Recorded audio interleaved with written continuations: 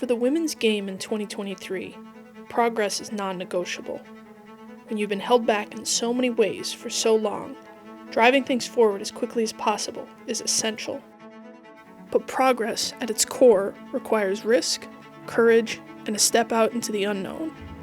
For Lisa Klaveness, Rebecca Sowden, and Rasheedat Ajibade, championing change is part of who they are.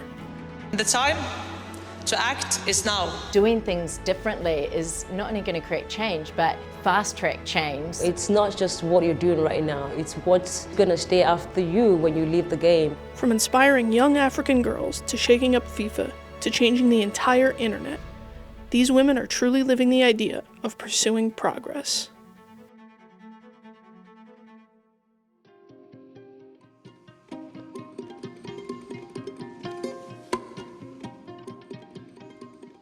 My name is Lisa Klaveness and I'm the president of the Norwegian Football Federation.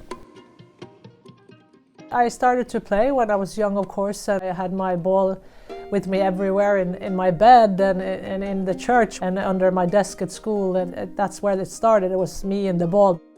Lisa's childhood passion led her to a successful career with the Norwegian women's national team, where she played in 2 Women's World Cups while also obtaining a law degree. The last 5 years of national team playing and club playing, I also practiced as a lawyer, going to national team camps and had clients on my phone, and so it was very cool but intense. After being named technical director of both the Norwegian men's and women's national team programs, Lisa was persuaded to run for the Norwegian Federation presidency. I had no desire to go into politics, but when I decided to say yes, I think part of it was a responsibility to break that roof or break that threshold of making the first presidency to be a woman. To be a president, it's very interesting because it's everything. You lead a big economy in a big company, and of course it's also the international political side of it, and the sport, of course, to keep the eye on the ball. So very many times I feel like the luckiest person in the world, and it's the best job in the world. Just as often I feel it's the worst job, and why did I ever say yes? So, but generally that is a motivating thing.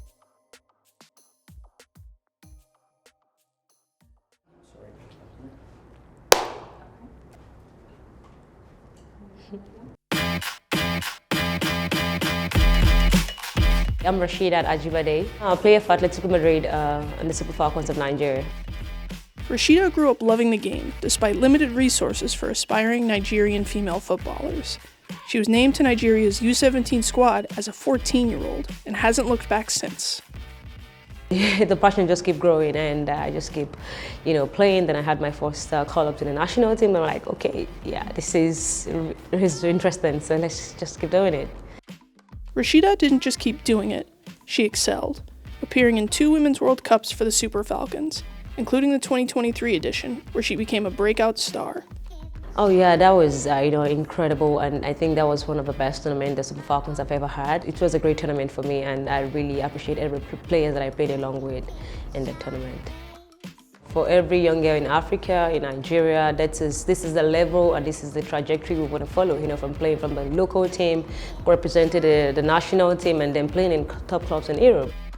Most of the time I usually ask myself, why am I really playing football? When I start to answer most of this question, it boils down to, it's all about impact.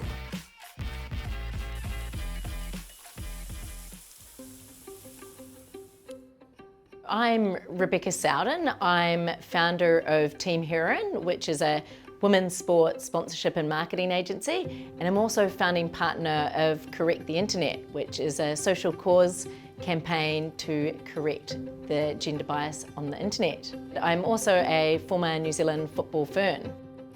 So I started playing football or soccer when I was 5 years old, and like many of my generation, I was the only girl on my team. So there weren't the pathways or the visibility and role models like we have today. So Team Heron is a women's sports sponsorship and marketing agency, which I established 4 years ago during the last Women's World Cup. And I really want to help rights holders and brands unleash the potential of women's sports. Through her work, Rebecca also co-founded Correct the Internet, a campaign aimed at correcting the gender imbalance found in searches online. It really had two aims. The first was to raise awareness of the gender bias that occurs against women's sports and female athletes on the internet, but it was also to actually help change some of the results we find in search engines. Who has scored the most goals in international football? Cristiano Ronaldo has scored 118 goals in international football. What about Christine Sinclair? We created a tool on the internet at correcttheinternet.com where users can go on and select one of the incorrect stats around women's sports, follow a few easy steps, and then actually provide feedback to the Google, to the Yahoo, to the Bings. So it goes back to the engineers and can help correct that algorithm and give women's sports and female athletes their rightful place on the internet. The video and the campaign were an instant hit and resonated across the sport. You know, in true women's sports community style, everyone got behind it with this collective action and a united voice, and the pickup was amazing. We had millions of video impressions, millions of people going on and submitting feedback through our tool to help change the algorithms. So it was a real huge coup when we saw the likes of Google announce a raft of changes just the week of the Women's World Cup launch. You know, making women's sports more visible through easier access to scheduling, to results, putting them alongside men's teams' results. So for me to see Google come to the party and actually make women's sports more visible was a massive achievement. The thing is that it was us as people who created this bias in the first place. It wasn't actually the search engine's fault, it was us inherently writing this bias into the algorithm. So it's been great for us as people to actually collectively change these results back. While Rebecca leveraged the potential of keywords and search terms to spark a change, Lisa used the power of her own words, delivered at the highest level, to advocate for improvement. In 2022, just weeks into her presidency, Lisa was tasked with giving a speech at the FIFA Congress, where she called out FIFA's questionable human rights policies around the 2022 Men's World Cup.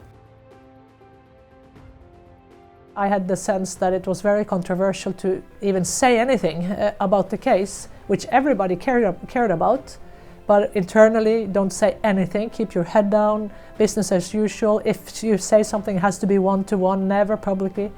And to me that is not constructive. It's always difficult to go on stage and criticize your own, and it should be very difficult. World Cups were awarded by FIFA in unacceptable ways with unacceptable consequences. Human rights, equality, democracy, the core interests of football were not in the starting 11 until many years later. The speech drew immediate criticism from several of her FIFA colleagues, but the message and the moment was celebrated by those who wanted real change, and Lisa has been pushing for meaningful progress ever since. Being a lawyer, I had an interest always in human rights. I knew it bothered the players a lot, so I also came from the side where I wanted to protect the game and the players. And I think freedom of speech is a relative thing. It's not just a law or a regulation, it needs to be practiced. So that was the issue that made it necessary for me as a president to do it, was to sort of make the room a bit bigger for the expressions and the point of views. But I feel very confident that this is something I've personally taken interest in every day before the stage and also every day since. Though still only 23 years old, Rasheedat isn't wasting a second of her playing career to create opportunity and impact for Nigeria's next generation. Through her foundation, brand, and other partnerships, she's trying to eliminate the stress and barriers she faced growing up and convey the importance of a well-rounded skill set. I didn't come from, the family of an advantageous family. I knew there was a lot of challenges, growing up and playing football. I feel like I don't think other young kids deserves, that kind of stress or the challenges that I went through. And I feel like if I'm, by God's grace, get to this level in my football and beyond, it's something that I would always want to give back to my environment and the community, just to help them as much as I can, to have the best atmosphere to play the game, and also to keep investing in them and keep impacting them, so they could see that it's possible for them to dream, it's possible for them to achieve their dream if they put their heart to it. The way the football is going right now, you cannot just depend on one thing, you know. Keep adding value to yourself in some other areas. This is one of the things that we're building around my foundation that we want to help, you know, young girls and, you know, people out there to achieve one way or the other. As young ones, or as those who are growing up and who are really seeing most of us as role models and as idols, I think it's very important to know that there's something great inside of you. Invest in yourself, you know, when it comes to the mental part of the game, when it comes to, you know, the psychological part of the game. In every area, just invest in yourself, just keep adding more value to yourself and know that you're unstoppable if you believe that you're unstoppable.